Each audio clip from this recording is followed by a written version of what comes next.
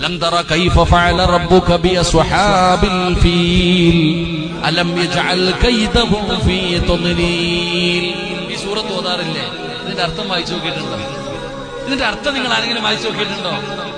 ലോകത്തിലെ ഏറ്റവും വലിയ ജീവിയായ ആനയെന്ന് പറയുന്ന മൃഗവുമായിട്ട് അബ്രഹത്ത് എന്ന് പറയുന്ന ഭരണാധികാരി മക്കത്തുള്ള കഅബാലയം പൊളിക്കാൻ വന്നു. കാരണം മക്കക്കാരുടെ കയ്യിൽ ആനയില്ല. ആന എന്ന് പറയുന്ന ജീവിയുമായി അബ്രഹത്ത് എന്ന് പറയുന്ന ഭരണാധികാരി അള്ളാഹുടെ കഅബാലയം പൊളിക്കാൻ വന്നപ്പോ അള്ളാഹ് എന്താ ചെയ്തേ?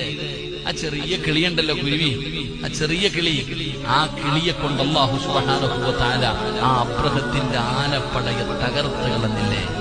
അള്ളാഹ് പറഞ്ഞില്ലേ പശുവ് പുല്ല് തിന്നിട്ട് ബാക്കി വന്നത് ചവിട്ടി തേക്കുന്നത് പോലെ അബ്രഹത്തിന്റെ ആനപ്പടയെ അള്ളാഹു തകർത്തു കളഞ്ഞു എന്ന് അള്ളാഹുവിന്റെ വിശുദ്ധ ഖുർആൻ. അള്ളാഹു